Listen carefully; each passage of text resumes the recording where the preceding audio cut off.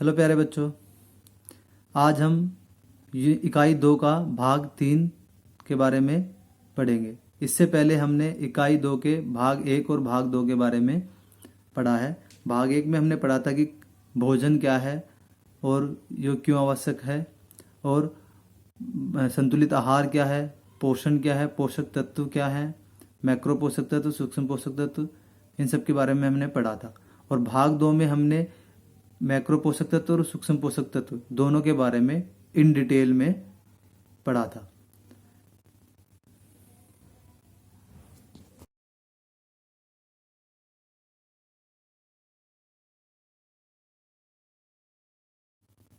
तो इकाई 2 के भाग 3 में हम पढ़ेंगे आहार के पोषक और गैर पोषक तत्व, वजन नियंत्रण के लिए भोजन, एक स्वस्थ वजन, परहेज के नुकसान, भोजन असहिष्णुता और खाद्य मित्र।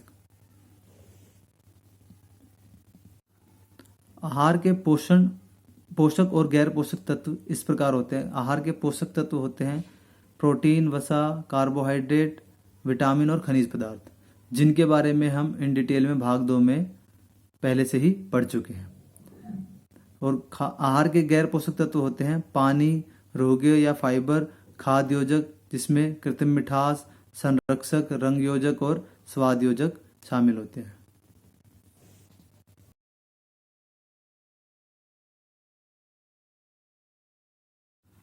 तो भोजन के गैर पोषक तत्वों में सबसे पहले हम आज पढ़ेंगे पानी के बारे में। जैसा कि हम जानते हैं कि पानी हमें कोई पोषक तत्व या कोई पोषक वैल्यू नहीं देता है, परंतु ये हमारे शरीर के लिए बहुत ही आवश्यक है। और हम जानते हैं कि हमारे शरीर का 60 से 70% जो वजन है वो पानी से ही बनता है, क्योंकि हमारे सेल्स के बीच में, रक्त में, सब जगह पे हमारा पानी होता है। तो इसीलिए पानी हमारे शरीर के लिए बहुत आवश्यक है। इसीलिए हमें दिन में 2.5 लीटर से या फिर 8 गिलास पानी अवश्य पीना चाहिए। और पानी जो है वो हमारे पाचन क्रिया में भी मदद करता है। और जब हम पानी का जो लॉस हमारे शरीर में पसीने की वजह से या सांस लेने की वजह से या बाकी और जो फंक्शंस हैं उनकी वजह से जो पानी की कमी होती है, उसको पूरा करने के लिए पानी का हमें सही मात्रा में लेना बहुत ही आवश्यक है।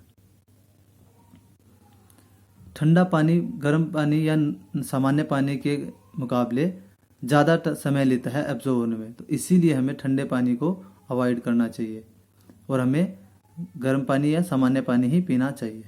और दिन की शुरुआत हमें हल्के गुनगुने पानी से करनी चाहिए, जिससे हमारा स्वास्थ्य अच्छा बना रहता है। और अगर पानी की कमी शरीर में हो जाती है तो हमें बहुत सारी बीमारियां हो सकती हैं, जैसे डिहाइड्रेशन पानी की कमी से होती है, जिसके में हमारे को उल्टी, दस्त ये सब लग जाते हैं। ठीक है। और पानी का प्लेंटी ऑफ पानी यानी कि अगर आप ठीक मात्रा में पानी पीते रहते हैं तो हमें बहुत सी बीमारियों से बचाता है और कब्ज से भी हमें बचाता है। दूसरा गैर पोषक तत्व है रूहगे फाइबर। फाइबर जो होते हैं वो अपाचनीय तत्व होते हैं हमारे भोजन में, परंतु ये हमारे डाइजेशन और हमारे जो वेस्टेज है यानी हमारा मल वगैरह है उसको शरीर से बाहर निकालने में बड़ी मदद करते हैं। यानी इसकी मदद से हमारे जो पाचन क्रिया है जो हमारी होती है, पाचन नली वगैरह, और जो हमारी छोटी आंत बड़ी आंत है, उनको साफ करने का कार्य भी ये करते हैं। ये 2 तरह के होते हैं, घुलनशील, पानी में घुलनशील और अघुलनशील फाइबर। जो घुलनशील फाइबर हो जाते हैं वो पानी में घुल जाते हैं और ये ब्लड प्रेशर को नियंत्रित करते हैं, कोलेस्ट्रॉल लेवल को कम करने में मदद करते हैं। तो इनके अच्छे स्रोत जो हैं वो दलिया, बीन्स, नट्स, फल जैसे सेब, जामुन, खट्टे फल आदि हैं। अघुलनशील फाइबर जो है पानी में नहीं घुलते हैं और ये भारी फाइबर्स होते हैं, ये कब्ज को रोकने में मदद करते हैं। इसका जो स्रोत है वो साबुत अनाज, गेहूं, गाजर, अजवाइन, टमाटर जैसी सब्जियां हैं। कुछ पदार्थों में दोनों ही घुलनशील और अघुलनशील फाइबर होते हैं, जैसे मांस, डेयरी, चीनी, इन सब में कोई फाइबर नहीं होता। तीसरा गैर पोषक तत्व है खाद्य योजक। यानी खाद्य सामग्री में हम बहुत तरह से योजकों का प्रयोग करते हैं जिनका उद्देश्य अलग अलग तरीके से होता है। कुछ प्रत्यक्ष योजक होते हैं, कुछ अप्रत्यक्ष योजक होते हैं। कुछ प्रत्यक्ष योजक जो होते हैं वो प्राकृतिक होते हैं, जैसे नमक, चीनी, और जो अप्रत्यक्ष रूप से खाद्य योजक तत्व मिलाए जाते हैं, जैसे उनकी पैकेजिंग के लिए, उनको लंबे समय तक रखने के लिए, परिवहन के लिए, भंडारण के लिए, इन सब चीज़ों के लिए जब खाद को कुछ ना कुछ योजक तत्वों को मिलाकर ही उनको स्टोर या इतने लंबे समय तक रखा जा सकता है। इसमें सबसे पहला है कृत्रिम मिठास। कृत्रिम मिठास जो है वो चीनी का एक विकल्प है, जिसमें हम चीनी को यूज़ ना करके या चीनी का उपयोग ना करके कोई केमिकल्स ऐसे होते हैं जो मिठास का स्वाद देते हैं और बल्कि चीनी से कई गुना देते हैं, तो हम उनका प्रयोग करते हैं। और ऐसे बहुत सारे मार्केट में प्रोडक्ट हैं जिसमें इन सब चीज़ों का उपयोग होता है, जैसे आपकी आइसक्रीम, चॉकलेट्स, केक, ये इन सब में कृत्रिम मिठास केमिकल्स का प्रयोग होता है। जैसे कुछ कृत्रिम मिठास के केमिकल हैं, जैसे एस सल्फेस पोटेशियम, जो कि चीनी के मुकाबले 200 गुना अधिक मीठा होता है। और दूसरा है एडवेटम, यह चीनी की तुलना में 20,000 गुना मीठा होता है। तीसरा एस्पायरेट स्केस्लेम नमक, जो चीनी से 350 गुना अधिक मीठा होता है।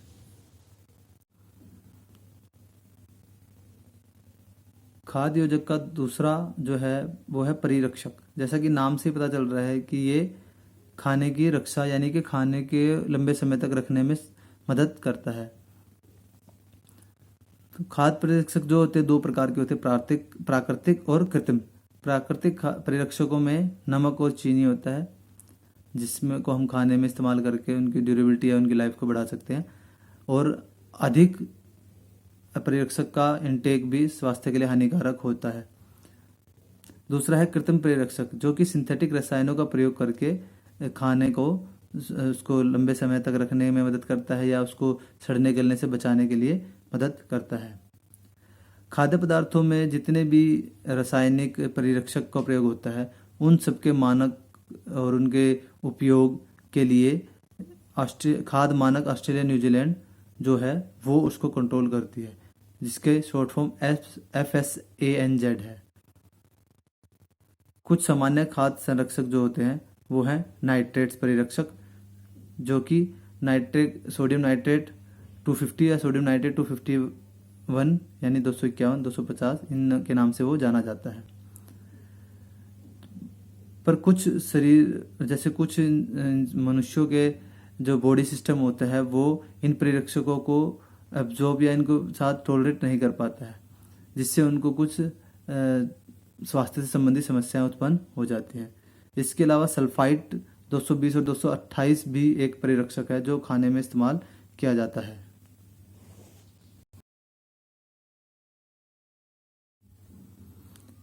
तीसरा खाद्य योजक है कलर एडिटिव यानी कलर योजक। कलर योजक जो है कोई भी डाई या रंग द्रव ऐसा पदार्थ है जो खाने के रंग को बनाए रखने के लिए या जो उसके रंग में नुकसान हो गया उसको वापस पाने के लिए, इन सब चीज़ों के लिए इस्तेमाल किया जाता है।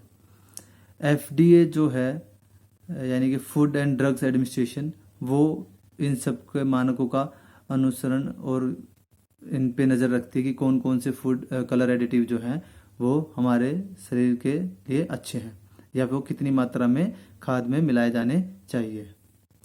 कई कारणों की वजह से खाद्य पदार्थों में रंग योजकों का इस्तेमाल किया जाता है, जैसे प्रकाश, वायु, तापमान, इन सब के कारण कुछ खाद्य पदार्थ अपना कलर खो देते हैं, तो उनको वापस वही कलर देने के लिए खाद्य पदार्थों में कलर योजक का इस्तेमाल किया जाता है। दूसरा, रंग में प्राकृतिक बदलाव। कुछ खाद्य पदार्थों में प्राकृतिक रूप से ही बदलाव हो जाता है, तो उनको वापस उनके सामान्य रूप में लाने के लिए भी रंग योजक का प्रयोग किया जाता है। प्राकृतिक रूप से होने वाले रंगों को बढ़ाने के लिए। चौथा है रंगहीन और मज़ेदार खाद्य पदार्थों को रंग प्रदान करने के लिए भी रंग योजकों का इस्तेमाल किया जाता है। अगला खाद्य योजक है स्वाद योजक, यानी खाने के में उसके स्वादों में अलग अलग रूप देने के लिए या उसके स्वाद को बढ़ाने के लिए जो स्वाद योजकों का इस्तेमाल किया जाता है। इसमें 1200 लगभग 1200 ऐसे स्वाद योजक हैं जिनका इस्तेमाल आज के समय में खाने में किया जाता है। तो बहुत सारे, जैसे हम देखते हैं जैसे आइसक्रीम में बहुत सारे फ्लेवर होते हैं, तो वो स्वाद योजक की वजह से ही बनाए जाते हैं। या फिर बहुत से ऐसे खाने होते हैं जिसमें अलग अलग अलग स्वाद के हमें मिलते हैं, तो वो सब हमें स्वाद योजकों के कारण ही मिलते हैं। अब हम पढ़ेंगे वजन नियंत्रण के लिए भोजन। स्वस्थ वजन रखना बहुत ही आज के समय में महत्वपूर्ण है और ये बहुत ही कठिन भी है, क्योंकि अपने वजन को नियंत्रित रख पाना इतना आसान नहीं है। उसके लिए हमें लगातार व्यायाम भी करना पड़ता है और हमें अपने खाने पे भी ध्यान रखना पड़ता है। तो आज के जीवन में अधिकांश लोग जो है वो इच्छा रखते हैं कि उनका जो वजन है वो स्वस्थ वजन ही रहे, मतलब ना तो वजन बढ़े और ना ही कम हो, वो एक स्वस्थ वजन की कैटेगरी में ही या श्रेणी में ही रहे। एक वजन नियंत्रण रणनीति में निम्नलिखित पॉइंट जो है वो शामिल हो सकते हैं। जैसे सबसे पहला शारीरिक रूप से सक्रिय, जैसे कि मैंने बताया भी है कि शारीरिक रूप से सक्रिय रहने से हमें कई फायदे, हमारा शरीर भी अच्छा रहता है और हम अपने वजन को भी नियंत्रित कर पाते हैं। दूसरा है खाने पे ध्यान, यानी हमें कम वसा वाले खाना खाना चाहिए। पर जैसे मैंने पहले ही बताया बच्चों की वसा को हमें बिल्कुल नहीं त्यागना चाहिए, क्योंकि हमारे शरीर में वसा का अपना ही एक रोल है और कुछ वसा घुलनशील जो विटामिन है वो भी फिर हमारा शरीर एब्जॉर्ब नहीं कर पाता अगर हमारे अंदर वसा की अधिकतम कमी हो जाती है। तो छोटे छोटे हिस्सों में खाना, मतलब एक बारी में बहुत सारा ना खाकर हमें छोटे छोटे हिस्सों में थोड़ा थोड़ा खाना खाना चाहिए। तो ये भी आपके वजन को नियंत्रित करने में मदद करता है। शक्कर वाले पेय की जगह पानी पीना, यानी कि जो भी मीठे पेय तत्व होते हैं, जैसे आपकी कोल्ड ड्रिंक है, आपकी चाय है, आपकी कॉफ़ी है, ठीक है, तो इन सबको अवॉइड करते हुए हमें सामान्य पानी पीना चाहिए। तो ये भी हमारे वजन को नियंत्रित करने में हमें मदद करता है। तो अब हम पढ़ते हैं बेटा एक स्वस्थ वजन। स्वस्थ वजन क्या है, मतलब हम किस वजन को हम स्वस्थ कह सकते हैं। तो जैसा कि रिसर्च या बाकी जो डॉक्यूमेंट्स होते हैं, दस्तावेज हैं, वो ये बताते हैं कि किसी भी मनुष्य का जो स्वस्थ वजन है वो उसके ऊंचाई के आधार पर निर्धारित किया जाता है, जिसके लिए हम BMI कैलकुलेट करते हैं, जिसको हम बॉडी मास इंडेक्स बोलते हैं। तो BMI में हम अलग अलग कैटेगरीज होते हैं जो BMI के स्कोर पे डिपेंड करती हैं, आधारित होती हैं। तो आप किस कैटेगरी में फॉल कर रहे हैं वो आपके वजन और आपकी ऊंचाई से पता चल जाता है। तो BMI का जो सूत्र है वो है वजन किलोग्राम में, उसको हम भाग करते हैं ऊंचाई मीटर में उसके स्क्वायर से। फिर जब आपकी BMI कैलकुलेट हो जाती है और आपकी एक BMI वैल्यू निकल के आ जाती है, तो उस BMI वैल्यू की मदद से आपको अपने आप के वजन को देख सकते हैं कि आपका वजन किस कैटेगरी में आ रहा है। यहाँ पे 6 कैटेगरी दिखाई गई हैं, जैसे अंडरवेट यानी कि सामान्य वजन से कम वजन, दूसरा सामान्य वजन नॉर्मल वेट, फिर तीसरा ओवरवेट सामान्य वजन से ज़्यादा वेट, ओबेसिटी मोटापे की कैटेगरी पहली, मोटापे की कैटेगरी दूसरी और मोटापे की कैटेगरी तीसरी। तो इन सब के लिए BMI की अलग अलग वैल्यू है। जैसे अल्प भार के लिए है 18.5 से कम, अगर आपका BMI स्कोर है तो आप अंडरवेट कैटेगरी में आएंगे, यानी आपका वजन जो है सामान्य वजन से कम है। अगर आपका वजन 18.5 से लेकर 24.9 के बीच में आपकी BMI वैल्यू आती है, तो इसका मतलब आपका वजन जो है वो सामान्य भार है, यानी आपका स्वस्थ वजन है। तीसरी है 25 से लेकर 29.9 तक, जिसमें आप अधिक भार की श्रेणी में आ जाते हैं। उसके बाद है 30 से लेकर 34.9, जो कि आपकी मोटापे की कैटेगरी यानी श्रेणी 1 है, पहली है। फिर 35 से लेकर 39.9 तक आपकी मोटापे की दूसरी श्रेणी है, और 40 से अधिक आप मोटापे की तीसरी श्रेणी में आ जाते हैं। यानी अगर आप मोटापे की तीसरी श्रेणी में, तो इसका मतलब आपको स्वास्थ्य से संबंधित बहुत सारी बीमारियां होने की चांसेस जो है बढ़ जाते हैं। जैसे आपका उच्च रक्तचाप हो जाता है, आपको कोलेस्ट्रॉल, आपको हार्ट प्रॉब्लम होनी स्टार्ट हो सकती है। अब हम पढ़ेंगे कि हम अपने स्वस्थ वजन को पाने के लिए क्या क्या काम कर सकते हैं, या कैसे कैसे हम अपने स्वस्थ वजन को पाने के लिए किन चरणों का पालन करते हुए उसको पा सकते हैं। तो इसमें सबसे पहला है वजन का एक उचित लक्ष्य निर्धारित करें।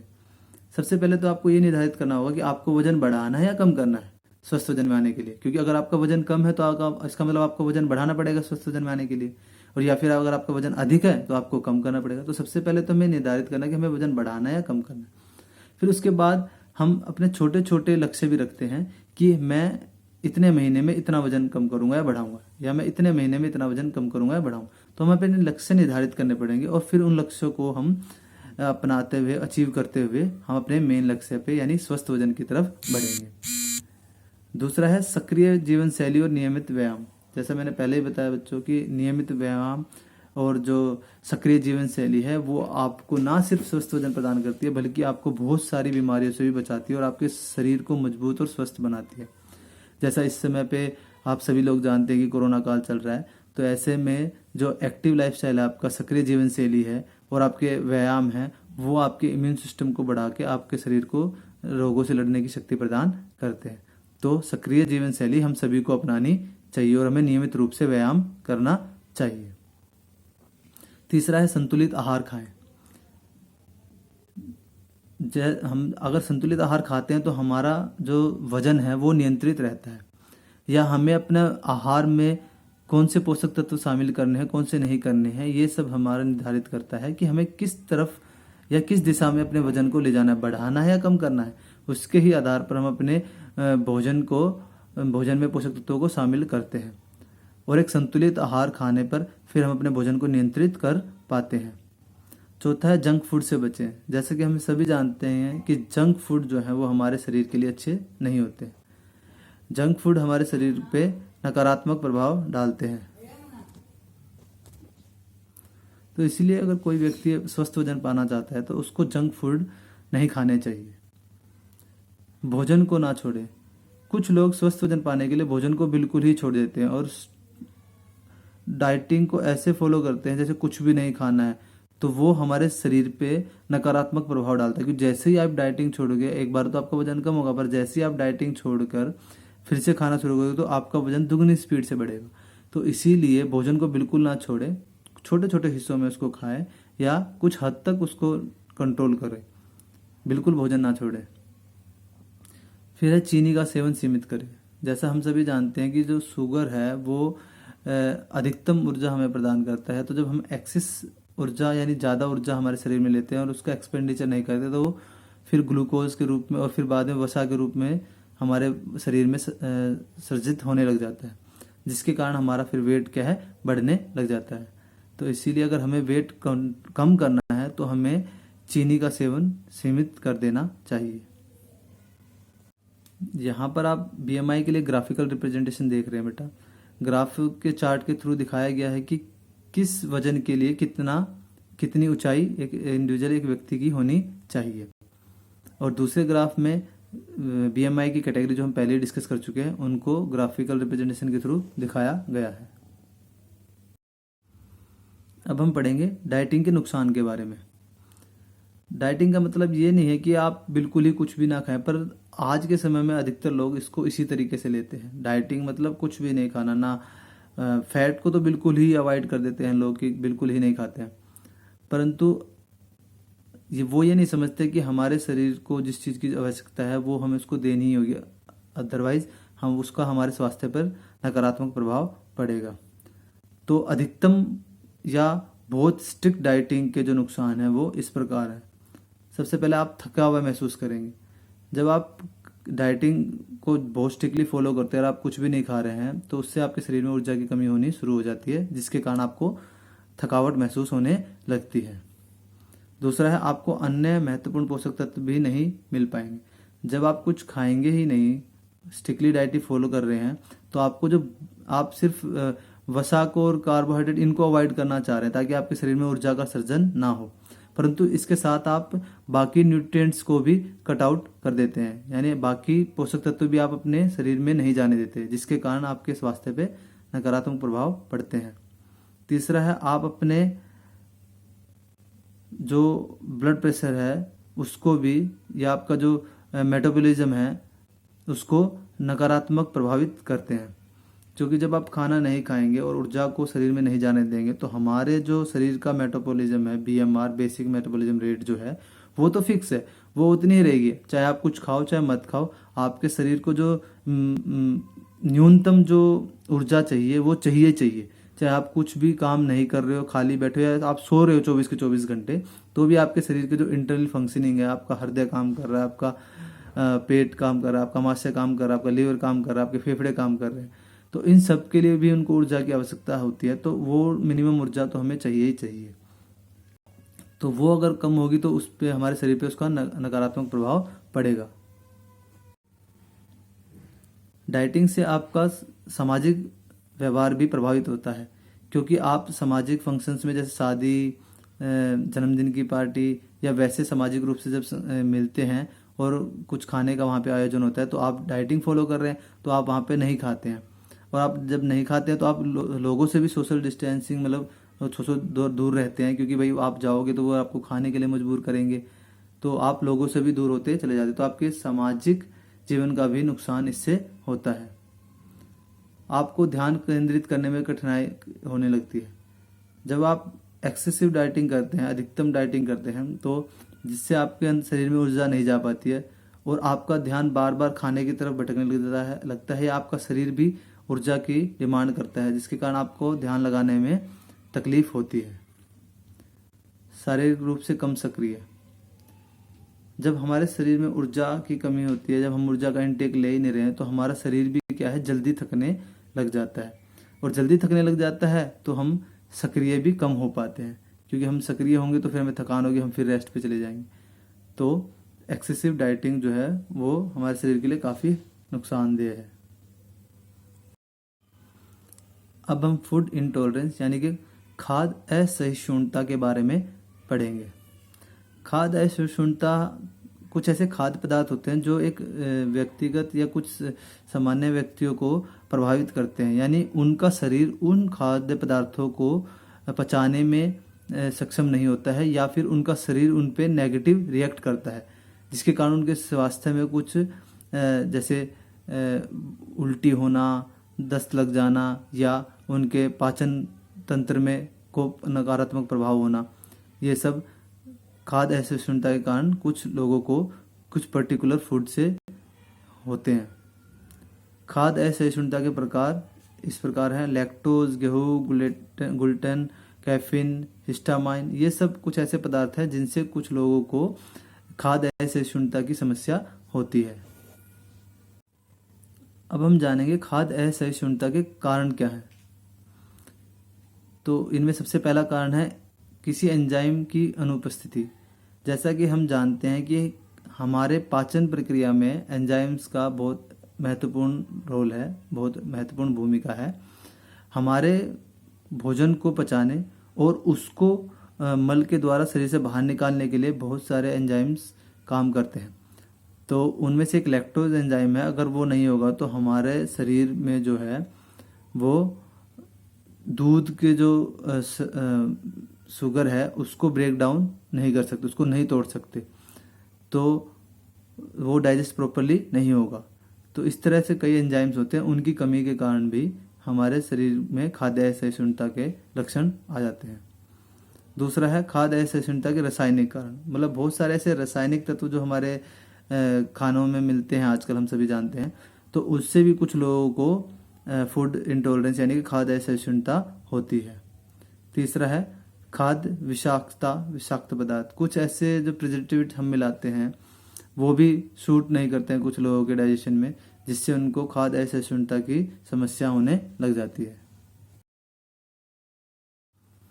कुछ खाद्य पदार्थों में हिस्टामाइन की प्राकृतिक रूप से उपस्थिति हो जाती है, जैसे कि मछली को अगर अच्छे से संग्रहित ना किया जाए तो उसमें हिस्टामाइन का संचय हो जाता है, क्योंकि वो गलनी और सड़नी शुरू हो जाती है। तो ऐसी अगर मछली को कोई लोग खाते हैं तो उनको उसके कारण उनके त्वचा पे चकत्ते यानी वो जो दाग होते हैं वो हो जाते हैं, पेट में ऐंठन हो जाती है, दस्त, उल्टी, ये सब उनको खाद्य असहिष्णुता के कारण हो जाते हैं। अगला है सैलिसिलेट खाद्य पदार्थ के मौजूद होते हैं जो खाने में। सैलिसिलेट असहिष्णुता जो है वो काफ़ी पौधों से जो प्राकृतिक रूप से पौधों में होती है, वो उनके पास पौधों के पास, जो उनको बैक्टीरिया और कवक कीड़े और बीमारियों के खिलाफ रक्षा करने में मदद करता है। पर पौधों से जब वो हमारे खाने में आ जाती है, और खासकर जब एक्सेस अमाउंट में कुछ खानों में हमारे जो पौधों से हमारे खाना मिलता है हमें, उनमें आ जाती है, तो वो कुछ व्यक्तियों को सूट नहीं करती है, जिससे कारण उनको खाद्य असहिष्णुता की समस्या हो जाती है। आइए अब हम जानते हैं खाद्य असहिष्णुता के लक्षणों के बारे में। वैसे तो बहुत मुश्किल है खाद्य असहिष्णुता के लक्षण और जो एलर्जी है, खाने से एलर्जी, इन दोनों के लक्षणों में अंतर कर पाना बड़ा मुश्किल है, क्योंकि दोनों के ही लगभग सेम सेम से लक्षण होते हैं। तो बट खाद्य असहिष्णुता के जो लक्षण हैं वो थोड़े टाइम के बाद हमें पता चलते हैं, जबकि एलर्जी के जो लक्षण हैं वो इंस्टेंटली हमें तभी की तभी पता चल जाता है। जैसे हम कुछ चीज़ खाते हैं, वो हमें रिएक्ट करती है, तो हमें तभी की तभी पता चल जाता है कि हमें इस खाने से एलर्जी है। तो खाद्य असहिष्णुता के लक्षण जो है वो इस प्रकार हैं: सूजन आना, सिर दर्द होना, खांसी, नाक बहना, मौसम के अंतर्गत महसूस होना, पेट दर्द, खराब पेट, ये सब जो है खाद्य असहिष्णुता के लक्षण है। खाद्य असहिष्णुता का प्रबंधन कैसे करें, यानी कि अगर किसी को खाद्य असहिष्णुता है किसी पर्टिकुलर खाने से, तो वो उसका प्रबंधन किस प्रकार कर सकता है। सबसे पहले तो वो इस तरह के भोजन की एक लिस्ट, एक सूची बना ले जिसको खाने से उनको खाद्य असहिष्णुता होती है, और कोशिश करे कि उनको अवॉइड करे। और सूची बनाने से एक ये भी होगा कि कभी उन्होंने फॉर एग्जांपल खा भी लिया वो खाना और उनको डॉक्टर के पास जाना पड़ रहा है, तो वो बता सकते हैं कि हाँ डॉक्टर, मुझे इस खाने से खाद्य असहिष्णुता होने की समस्याएं हैं। तो डॉक्टर जो है आपको उसी के अनुसार आपको दवाइयाँ देगा और आपको आगे के लिए बताएगा कि कैसे आप उस सब चीज़ों से बच सकते हैं।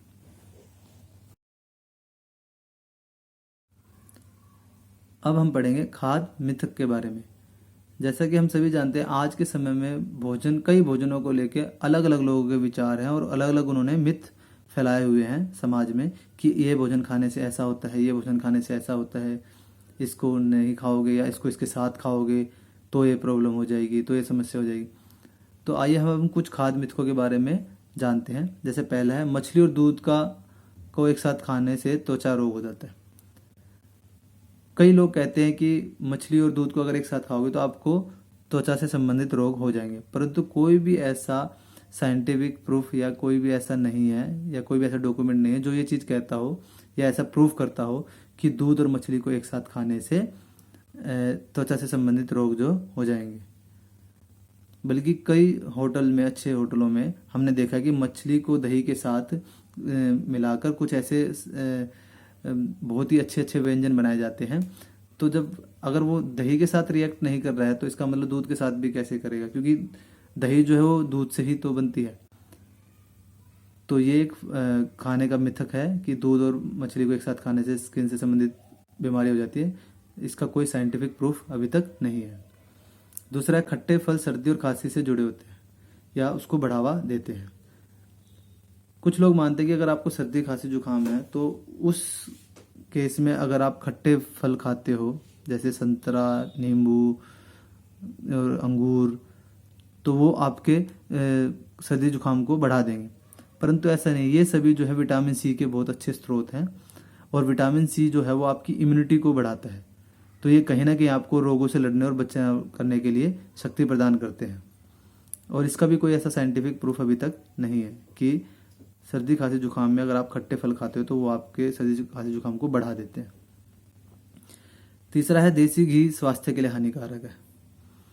घी एक अच्छा या बुरा वसा होने के बारे में बहस बहुत समय से चल रही है, और परंतु आयुर्वेदिक हमेशा कहता है कि घी जो है हमेशा सकारात्मक घटक के रूप में वर्गीकृत किया गया है, ठीक है, जबकि ये संतृप्त वसा का एक रूप है और इसमें संयुग्मित लिनोनिक एसिड यानी CLA शामिल होता है, और ये स्वास्थ्य के लिए नुकसानदायक नहीं होता है। बल्कि अगर हम घी नहीं खाएंगे तो हमारे पास वसा का सर्जन नहीं होगा, और जिसके कारण जो वसा में घुलनशील विटामिन है हम उनको भी एब्जॉर्ब नहीं कर पाएंगे।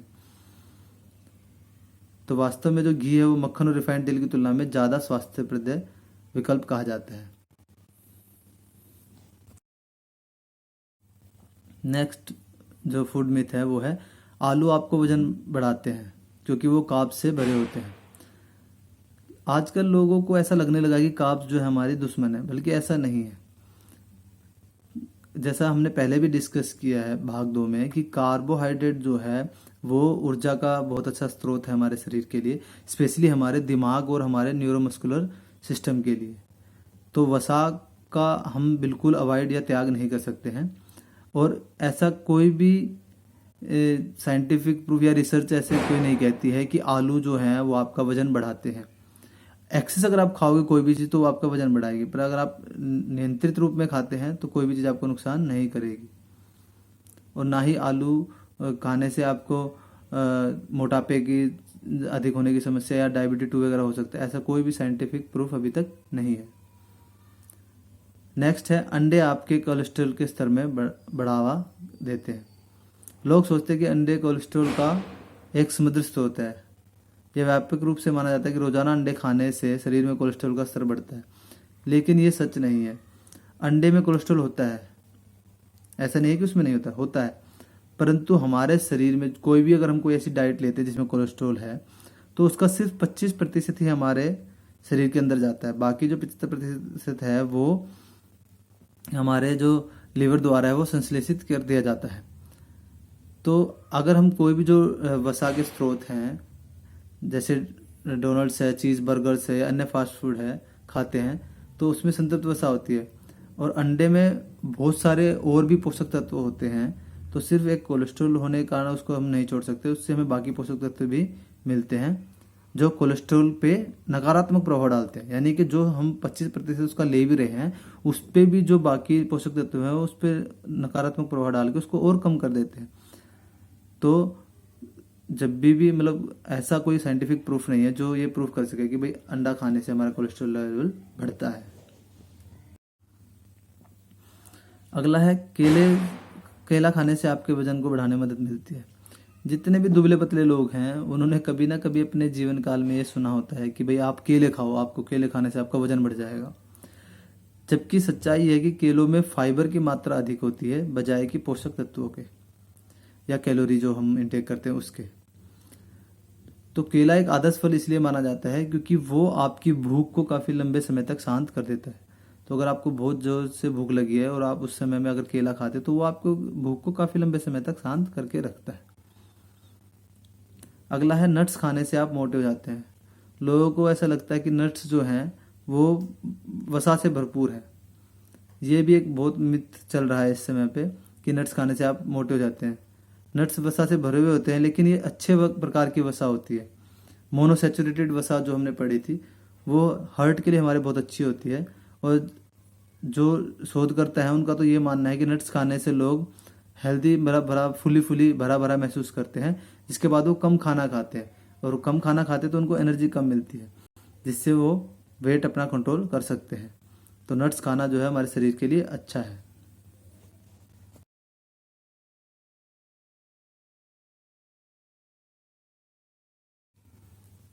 तो बच्चों यहाँ पर हमारा इकाई 2 का भाग 3 यानी कि हमारी इकाई 2 जो है वो यहाँ पे समाप्त हो चुकी है, खेल और पोषण। तो इसके वो बेटा इसके नोट्स आप रजिस्टर में लिख लीजिएगा, और जो ऑनलाइन क्लासेस वगैरह हो रही है उसके भी नोट्स रजिस्टर में लिख लीजिएगा। और मैंने आपको जो दूसरा रजिस्टर बनाने के लिए बोला है जिसमें आपको महत्वपूर्ण प्रश्न या जो असाइनमेंट आ रहे हैं वो सभी लिखने हैं, तो उसको भी पूरा कर लीजिएगा। और इस इकाई के जो महत्वपूर्ण प्रश्न है बहुत जल्दी मैं आपको किसी भी तरह के गूगल फॉर्म के रूप में या फिर वैसे पीपीटी के रूप में आपको ग्रुप पे सेंड कर दूंगा। तो बेटा इस कोरोना काल में घर पर रहें और सुरक्षित रहें।